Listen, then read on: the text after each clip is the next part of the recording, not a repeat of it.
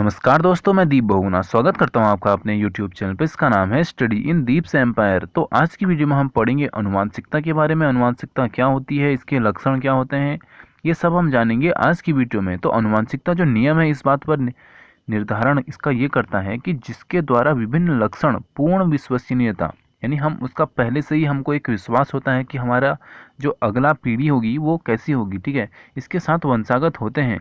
ठीक है, तो अब हम इसके जो नियम हैं इसके हम ध्यान पूर्वक पढ़ेंगे। इसके लक्षण कैसे होते हैं, इसके जो रूल्स होते हैं, किस प्रकार से अगला जो हमारा वंश रहेगा या अभी हमारी कोई पीढ़ी चल रही है वो आगे किस प्रकार से हमारी मोटिवेट होगी या किस प्रकार से वो चेंज होगी। ठीक, तो ये सब हम देखेंगे अब। तो सबसे पहले अगर हम करें वंशागत लक्षणों की बात, तो वास्तव में सामान्यतः जो हमारे समानता और विभिन्नता होती है इससे हमारा जो अभिप्राय होता है वो क्या होता है, सबसे पहले हम ये देखते हैं। हम जानते हैं कि जो शिशु होते हैं यानी जो छोटे बच्चे होते हैं उसमें मानव के सभी आधारभूत लक्षण होते हैं, फिर भी वह परिपूर्ण अपने जो जनकों जैसा नहीं दिखाई पड़ता है। लेकिन कब, जब वो बच्चा होता है उस टाइम की बात हो रही है अभी, यानी जो हमारा शिशु होता है जब वो हमारा अपने सबसे मतलब छोटी अवस्था में होता है तो उस टाइम पे वो होता तो है अपने वंशजों जैसा, यानी अपने जो उसके पूर्वज हैं उनके जैसा वो होगा, लेकिन पूर्ण रूप से वो कैसा अपने जो जनकों जैसा नहीं होगा। ठीक है, तो मानव की जो सम्मिष्ट है में यह क्या है, विभिन्नता स्पष्ट दिखाई देती है।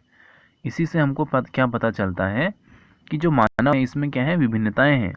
जैसे कि आप यहाँ पे एक एग्जाम्पल में आपको यहाँ पे डायग्राम से आप देखो, यहाँ पे आपको दो प्रकार के कान दिखा रखे हैं।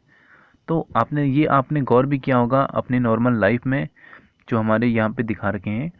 जो सबसे पहला आप देखो कि इसका जो कान है ये स्वतंत्र कान है, यानी यहाँ पे ये त्वचा से नहीं चिपक रखा है। लेकिन जो सेकंड वाला है ये क्या है, त्वचा से चिपका है। आप भी अपना कान देखो, मेरा कान तो स्वतंत्र है। ठीक है, तो स्वतंत्र था जुड़े हुए कर्णपाली जो होती हैं वो हमने अभी देखी बी। जो हमारा पहला डायग्राम था वो स्वतंत्र था, यानी वहाँ पे जो हमारे कान थे वो बिल्कुल अपना हमारे स्किन से चिपके हुए नहीं थे। और जो दूसरा है उसमें जुड़े कर्णपालिका, यानी कर्ण से जो क्या है हमारे जुड़ रखे हैं। कान के निचले भाग को क्या कहते हैं, कर्णपाली कहते हैं।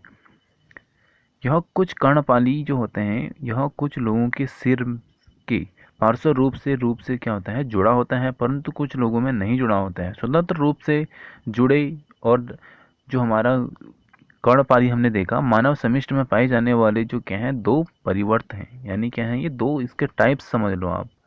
ठीक है, अब जो हम देख रहे हैं वंशागति, इसमें जो हमारा सबसे बड़ा योगदान है वो है हमारा मेंडल का। ठीक है, और मेंडल को ही हमारा अनुवांशिकता का जनक भी कहते हैं। तो सबसे बड़ी चीज़ यहाँ से ये निकल के आई कि जो हमारे मेंडल हैं यही हमारे क्या हैं, अनुवांशिकता के पिता कहते हैं इनको, या अनुवांशिकता के जनक कहते हैं। मानव में लक्षणों की जो विसंगति होती है उसके नियम पर अगर हम बात करें तो इस बात पर आधारित है कि जो हमारे माता पिता होते हैं यानी जो हमारे मॉम डैड होते हैं ये दोनों क्या हैं कि समान मात्रा में आनुवंशिक पदार्थ को संतित शिशु में स्थानांतरित करते हैं। यानी अभी ये क्या होता है ये मैं आपको बताऊंगा एक्स वाई के माध्यम से कि एक्स क्या होता है, वाई क्या होता है, और हमारा मेल क्या जनरेट करता है और फीमेल क्या जनरेट करता है, और किस प्रकार से हमारा बच्चा होना है या बच्ची होनी है, ये क्या क्या कौन से फैक्टर ये निर्धारित करते हैं कि क्या होगा। ठीक है, तो ये सब हम पढ़ेंगे। तो अभी हम देखते हैं कि जो हमारा माता पिता के डीएनए है इससे जो प्रभावित हो सकते हैं यही हमारा मेन इनका क्या होता है, लक्षण होता है। प्रत्येक लक्षण के लिए जो हमारा संतित है यानी जो हमारा बच्चा है उसमें क्या होंगे, दो विकल्प होंगे। ठीक है, हर चीज़ के लिए क्या होंगे, दो विकल्प होंगे। ठीक है, तो मेंडल जो थे हमारे, तो यहाँ पे फिर से अभी हमारा मेंडल की चर्चा हो रही है। तो मेंडल क्या थे हमारे, इन्होंने एक प्रकार की एक वंशागति के कुछ नियम प्रस्तुत किए। उन प्रयोगों के बारे में जानना अत्यंत रोचक है। कि तो सबसे पहले हम देखते हैं कि मेंडल कौन थे। तो आइए चलिए जानते हैं ग्रेगर जॉन मेंडल के बारे में। तो इनका जो हमारा जन्म हुआ था वो हुआ था 1822 में, और 1884 में इनकी मृत्यु हो गई थी। ठीक है, तो मेंडल की जो प्रारंभिक शिक्षा है वो एक गिरजाघर में हुई थी तथा विज्ञान और गणित में क्या थे, ये अध्ययन के लिए वियना गए। ठीक है, ये वियना विश्वविद्यालय से इन्होंने अपनी आगे की स्टडी की है अध्यापन हेतु, यानी इनका जो इंटरेस्ट था वो पढ़ाई में था और पढ़ाने में था। ठीक है, तो अध्यापन हेतु सर्टिफिकेट की परीक्षा जो थी उसमें ये क्या रहे, असफल रहे। ठीक है, और यही ये हम कहें कि इनका लाइफ का टर्निंग पॉइंट यही रहा। ठीक है, तो वहाँ पे ये असफल हुए, लेकिन इससे क्या हुआ कि उनकी जो वैज्ञानिक खोजें थी और प्रवृत्ति को क्या हुआ कि इससे दबा नहीं सकी वो खोज। ठीक है, तो उसमें वो असफल तो रहे, लेकिन उन्होंने जो उनकी खोज को कर रहे थे वो जारी रखा। उन्होंने अपनी जो मोनेस्ट्री थी, मोनेस्ट्री मतलब होता है कि पार्क टाइप में आप समझ लो, वहाँ पे आए, वापस गए तथा मटर के प्रयोगों को करना प्रारंभ किया। तो वहाँ पे उन्होंने देखा कि मटर के पौधे पे उन्होंने अपने आगे के प्रयोग प्रारंभ किए। ठीक है, उनसे पहले भी बहुत से वैज्ञानिकों ने मटर एवं अन्य जीवों के वंशागत गुणों का अध्ययन किया, परंतु मेंडल ने अपने विज्ञान एवं गणितीय ज्ञान को सम्मिश्रित किया। यानी उन्होंने देखा कि अपना जो उन्होंने गणित की ज्ञान और वैज्ञानिक जो उनका विज्ञान का ज्ञान था उनके पास, वो सब उन्होंने मिश्रित किया। उसके बाद वह पहले वैज्ञानिक थे जिन्होंने प्रत्येक पीढ़ी के एक पौधे द्वारा प्रदर्शित लक्षणों का रिकॉर्ड रखा तथा गणना की। उन्होंने देखा कि पीढ़ी दर पीढ़ी जो होते हैं हमारे पेड़ कैसे होते हैं, किस प्रकार वो आगे बढ़ते हैं और उनमें क्या क्या समानताएं होती हैं। सिर्फ एक ही पौधे का उन्होंने 4-5 वंश देख लिए, यानी मटर तो हमारा हर साल चेंज होता है। तो सोचो कि उन्होंने 10-15 साल इसी में मेहनत की होगी, उसके बाद अपना नियम प्रतिपादित किया होगा। तो इससे उन्होंने वंशागत के नियमों को प्रतिपादन करने में सहायता मिली, जिसका कि मुख्य में हम चर्चा करेंगे कि उन्होंने कौन कौन से नियम दिए। ठीक है, तो यहाँ पे आप ये वाला डायग्राम देखो। यहाँ पे जो टी टी है, मतलब कि ये है हमारा लंबा पौधा। लंबा पौधे को उन्होंने टी टी से डिनोट किया है, कैपिटल टी टी से। और इसको इसके साथ हमारा क्या है, बौना पौधा है। ठीक है, तो दो पौधे हैं यहाँ पे। तो इसका जो हमारा निष्कर्ष निकलेगा वो कैसा निकलेगा, सभी जो हमारे पौधे होंगे वो लंबे संगत पौधे होंगे। ठीक है, और अगर हम इसके बाद देखें कि दोनों अगर हमारे लंबे पौधे हैं, ठीक है, तो क्या होगा कि जो हमारा पहला पौधा होगा वो लंबा होगा, दूसरा क्या होगा, लंबा पौधा होगा, तीसरा लंबा, और चौथा क्या हो जाएगा, बौना। यानी ये क्या है कि ये एक अनुमानित नियम है, नियम नहीं, एक ये समझो आपकी, ये उन्होंने एक एस्टिमेशन लगाया कि ऐसा हो सकता है, यानी एक अनुमान है उनका ये। और इसका आप एक और एग्जांपल देखो इस फूल से। ठीक है, तो यहाँ पे क्या है कि सबसे पहले हमारा दो यहाँ पे पौधे हैं, तो इनका अगर हमने संकरण करवाया, संकरण मतलब कि इनकी क्रिया हुई, उसके बाद क्या हुआ, हमको एक मिला F1। ठीक है, ये क्या हुआ कि स्वनिषेचन द्वारा ये हमारा एक पौधा बना। और उसके बाद अगर हम इस पौधे का बीज लेंगे तो उस पौधे से क्या होंगे कि हमारा जो 4 पौधे बनेंगे, और उस 4 में से ये प्रोबेबिलिटी है। ठीक है, एक ये प्रायिकता समझो आप इसको, कि 3 तो इसी के जैसे होंगे जैसा हमारा ये वाला है, लेकिन चौथा क्या होगा, पुराना जो हमारा पुराना था। ठीक है, तो वैसा भी एक हमको मिलेगा। और यहाँ पे आप ये समझो हरे बीज गोल। ठीक है, तो इसका एग्जांपल हम देखते हैं कि जो हमारे गोल हरे बीज हैं, इसका आप यहाँ पे पहले हमको ये वाला डायग्राम दे रखा है, दूसरा हमको दे रखा है झुर्रीदार पीले बीज।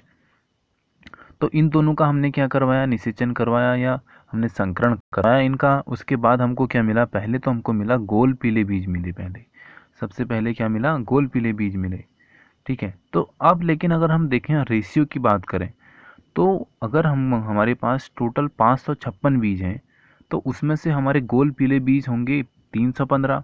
ठीक है, ये एक रेशियो उन्होंने निकाला। आप सोचो उन्होंने कितने सालों की मेहनत की होगी कि उनको ये रेशियो पता चला। और 108 जो उनके पास गोल बीज होंगे वो हरे होंगे, और झुर्रीदार होंगे 101, और 32 होंगे हमारे हरे बीज, झुर्रीदार हरे बीज।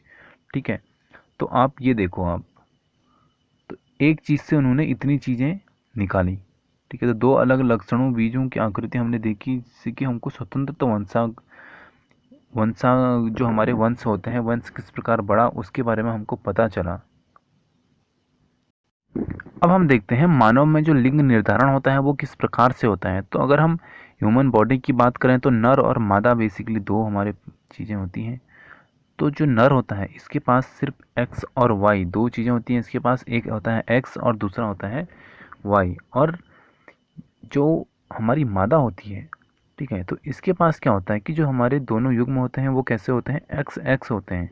ठीक है, तो इसके बाद क्या होता है हमारा, तो ये युग्मक है, और युग्मक है तो इसमें क्या है कि एक्स और वाई तो हमारे मेल हैं, यानी ये बंदा कौन है, हमारा मेल है। और एक्स है नहीं, तो यानी ये एक्स कौन है, हमारा फीमेल है। ठीक है, तो अब दोनों का निषेचन होगा, तो निषेचन होगा तो हमको क्या इंटरेस्टिंग मिलेगा ये हम देखते हैं हम। तो यहाँ से दोनों का निषेचन हुआ, उसके बाद हमको जो युग्मज मिला, यहाँ पे एक एक्स आया लड़के का और दूसरा एक्स आया लड़की का, तो हमको जो युग्मज मिलेगा वो मिलेगी हमको लड़की, एक्स एक्स हो जाएगा फिर। ठीक है। और सेम चीज़ अभी हमारे दोबारा हुई, यहाँ से हमको वाई मिला और यहाँ से हमको एक्स मिला। ठीक है, तो यहाँ से हमको एक्स और वाई मिला, तो यहाँ पे क्या होगा कि हमारा एक्स वाई फैक्टर बनेगा। एक्स वाई फैक्टर बनने से क्या होगा, हमको मेल चीज़ मिल जाएगी। तो यहाँ पे यही हमारा इन दोनों में डिफरेंस होता है, तो आप इसको ज़रूर नोट करें। तो ये था मानव में लिंग का निर्धारण किस प्रकार होता है, ये चीज़ हमने देखी। और यहाँ पे आप बेसिकली ये देखो कि अगर यहाँ से युग्मज में से नर में से एक्स आएगा और मादा में से तो फिक्स है कि एक्स ही आएगा, तो हमारा अगर पहले मादा में से एक्स तो आ गया और नर में से भी एक्स आ गया, तो हमको क्या मिलेगा, एक्स एक्स मिलेगा। और एक्स एक्स हमारा जो इससे हमारा जो संतान होगी वो कैसी होगी, मादा होगी। और यहाँ से अगर नर से वाई चले गया और फीमेल से एक्स आ गया, तो इससे हमको क्या मिल जाएगा, नर मिल जाएगा। ठीक है, तो यहीं पे हमारा जो मानव में लिंग निर्धारण होता है यहीं से होता है। और यहाँ पे करते हैं आज की वीडियो समाप्त। आगे पढ़ेंगे इसकी अगली वीडियो में। जय हिंद, जय भारत।